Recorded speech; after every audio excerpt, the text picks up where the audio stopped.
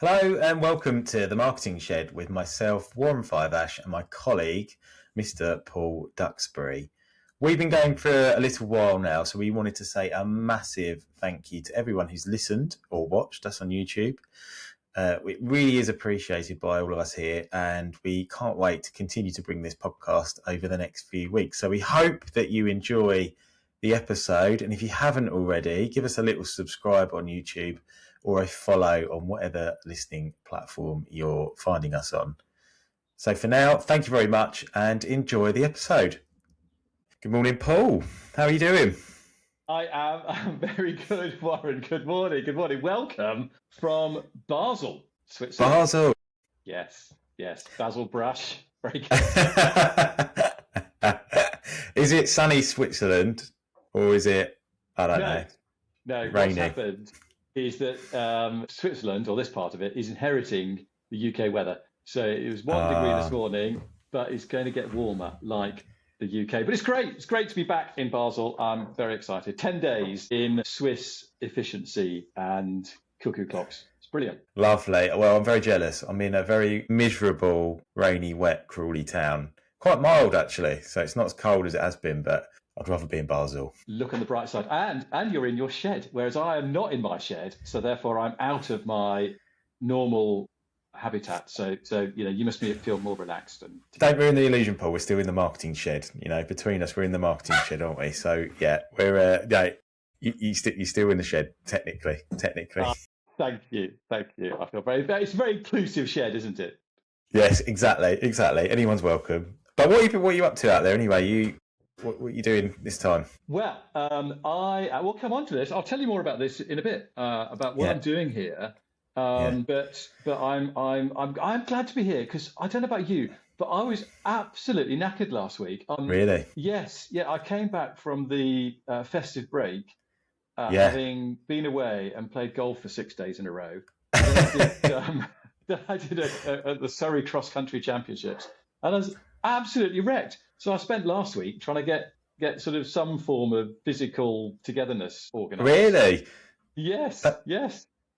We had probably very different weeks then, because I think I came back actually with a bit more energy. So I think I'd managed to get a bit more rest probably over the Christmas break. So I felt a bit more energised actually. I feel a bit more energised coming back. So we're on different weeks, different energy levels last week. Yes. It sounds like.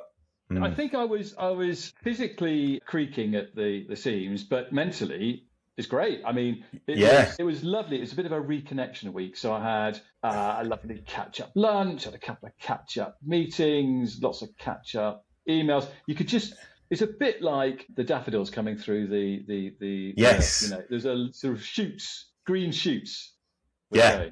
And as we're getting through January, you can start to see the light change a little bit, can't you? Things are getting a little bit rosier. So hopefully things are changing. I was a bit tired Sunday morning, so I went to watch I'm going to mention the F word, football. I went to my beloved Spurs on Saturday to watch Tottenham. I was very fortunate. I was invited in the corporate bit by a friend. So that was nice. Yeah, bet it was. Yes. Prawn sandwiches. Very good. Prawn sandwiches, actually salmon starter. So yeah, lovely. There you go. Yeah, so it's lovely. But the stadium is fantastic if you've ever been there. But the football's not been so good lately. That's another story. But the stadium is just something else. Actually, what I've noticed is that a lot of these new stadiums, they get kind of brand partners in, don't they, to rename the stadium. So you've got the Etihad and the Emirates. Tottenham's been in that stadium 6 years and they still haven't done that. It's called the Tottenham Hotspur Stadium. And I was thinking, actually, is that deliberate? Are they trying to kind of, because they have a lot of global events there, right? So they have like Beyonce shows and big boxing fights. Conor Benn was on recently. Is it a deliberate branding kind of thing to establish that, Tottenham Hotspur are holding these brilliant events and this is the football club that's going to be the football club of the future? It's not looking like that on the football pitch, unfortunately, but I just wondered if that's a deliberate thing, because there must be opportunity to get a lot of money in via kind of branding up the stadium a bit. I think you're right, and I hope you are right. Yeah.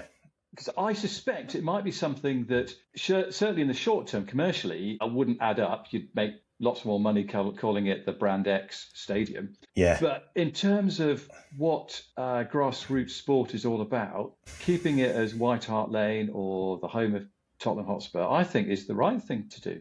Yeah, And yeah, long term builds the much more yeah. effectively. I mean, look at Twickenham. I mean, it's just a disaster in my view that it's called the Allianz. I mean, it's just. But do you know what? I didn't clock that actually. That's called the Alliance, isn't it? Yeah, Mm, yeah. That is a shame, isn't it? Because Wembley's still right. So yeah. you wouldn't change that, would you? I don't think No. they would anyway. You never know. No. No. Right off it comes in. But yeah, so although saying that, I have heard rumours that they're looking to kind of get someone in to sponsor the stadium. But I think strategically, and from a football purist point of view, it is nice, isn't it, that they keep that name, because I think in the long run that's going to benefit the football club from an awareness point of view, and it's just a good thing to do. I think it feels a bit strange, doesn't it, calling it a sponsorship name? But we'll see. Let's hope you are right. But we'll find out. Yeah. And what have you been up to? Anything else this week other than trying to get your energy back? Well, I mean, yes. There's a couple of new briefs. Really interesting, actually. Both of the briefs are related to skill building, career paths, training, runways for marketeers, and that made me think: have organisations realise that they may have neglected those areas because, of course, when times are tough, the training budget in finger quotes is the first thing to go. And that would suggest that maybe people are seeing that there's a gap there, whether that's marketeers saying, look, we don't feel we're being supported, or organisations saying marketeers need to acquire some new skills to reflect the changing marketing environment. So that's really interesting. And I'm quite energised, as you can tell, by those briefs. Yeah. But the other thing it reminds me of is the thing I am really, really, really interested in is building the ability of people to learn. And I think I may have mentioned this before, but I had this incorrect assumption that you're either curious or you're not, or you have curiosity or you don't. But there is evidence that you can build the muscle. And I think, given the choice, do you upskill people on a particular aspect of marketing, or do you upskill them on the ability to learn? Always go for the latter, because then the world becomes their oyster. Oh, do you know what? I was thinking about this after last week and the chat we had about curiosity and empathy. I was thinking, actually, I wonder how undervalued the curiosity thing is, actually. I think we were alluding to it last week, but I think the curiosity thing makes up for a lot, doesn't it, in terms of when you're as a marketer? Because, like you said, you try something different, you get yourself out into the world, you're interested in other things, understand different perspectives, but you also, that curiosity is the bit where you want to learn, right? You want to learn, and that's the bit that kind of incites you to like start a course, or so I think that's what you're saying, is that is like trying to build that muscle, right?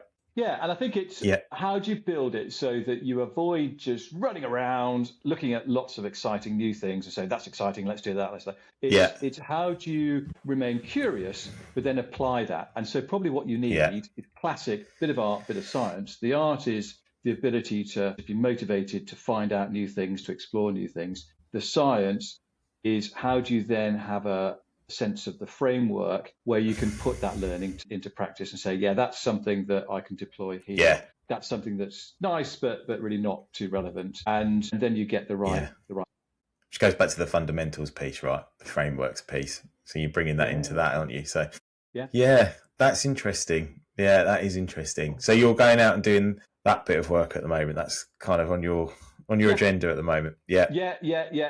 So that's developing some skills frameworks and career pathways and all that super interesting stuff, but doing it in a way where people can just pick it up and use it. I mean, we forget the user experience, and people don't want a 15-page PowerPoint they can have to read through to work out their career path. They just want the career path presented to them. And that's where we can leverage AI and chatbots and all that sort of good stuff. You're right. That sort of understanding it quite quickly and being able to use it quite quickly. You're right. Yeah.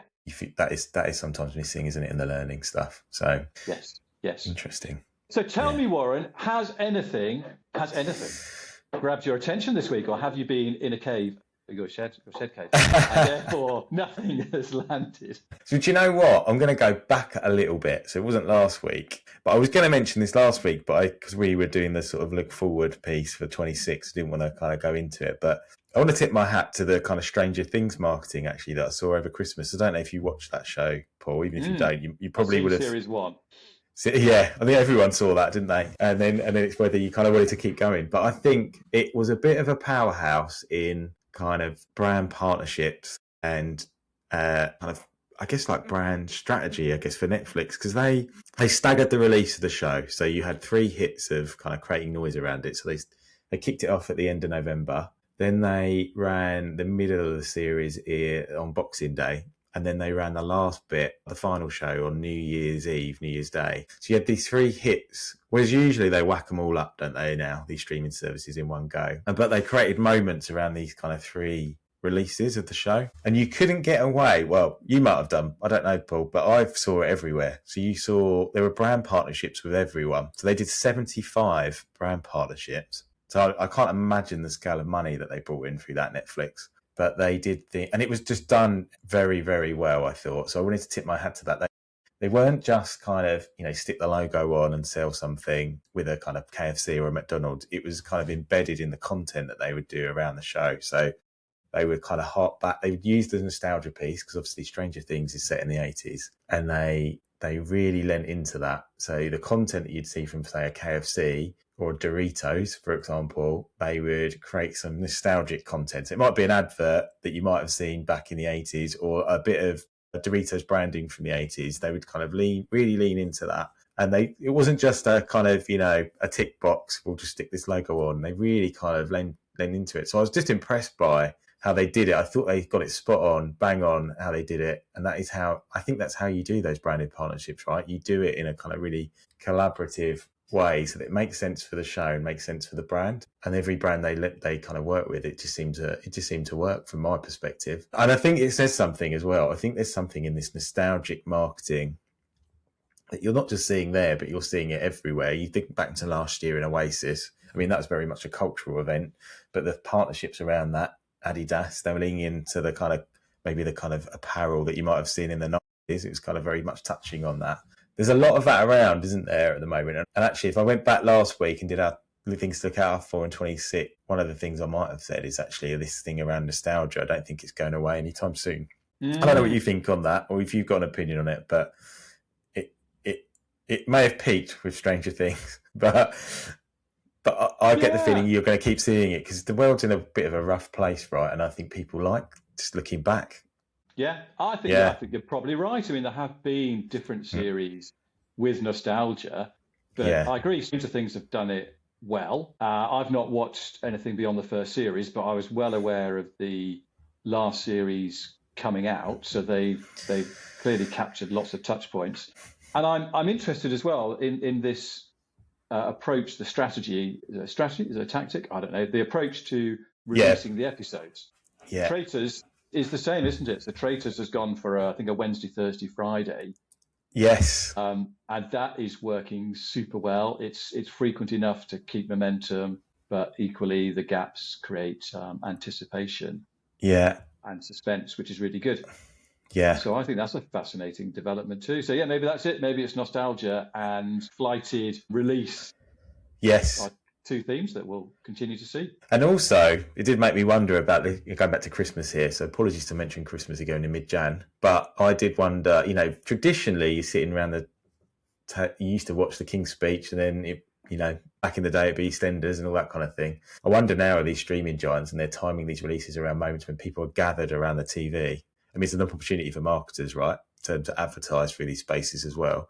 But I wonder, how the viewing habits are changing, and actually you're going to start seeing more of this. People timing stuff around that period, streamers thinking actually you've got people gathered around on these days. The sort of the shifting behaviours of people around that time. But it's interesting. I like that. I like that because that promotes community and common language and common moments. Yeah, I love that. So, cultural moments. It's a good trend. Cultural moments. Yeah. What about yourself? What have you been looking at? What you've been seeing? I'm going to have to talk about AI. Yes. Favorite topic. I saw a fascinating video by a guy called, what's his name? Jeff Su, S-U. Look him up on YouTube. And he was talking about trends for 2026. And 2 things, if not 3, resonated with me. One is, we've talked loads about agents, AI agents. Yes. And I think people may have got in their heads that we're talking about autonomous agents where you just have them running in the background and they do stuff, book your holiday, plan your media campaign. What Jeff was saying, and I agree, is that we're a bit away from that, but the stepping stone is using AI to simplify workflows. Hello, Warren from the Marketing Shed here. Unfortunately, we lost Paul for that last bit. Although me and Paul carried on talking, for some reason, the system didn't capture Paul's bit. So you're not going to be able to hear more about Paul's AI chat this week, but we'll get him to recover that next week, just in case you're interested in what he was saying. But for now, we look forward to seeing you next week on the podcast, where we'll be talking about lots more insight from the coming week ahead and Paul's adventures in Switzerland. You missed that bit about what he's getting up to in Basel, but there's more to come on that, I'm assure you. And we look forward to seeing you on that podcast early next week. So in the meantime, if you haven't subscribed, give us a little subscribe on YouTube or a follow on whatever listening platform you're on out there at the moment. But for now, thank you very much, and we'll see you here next week.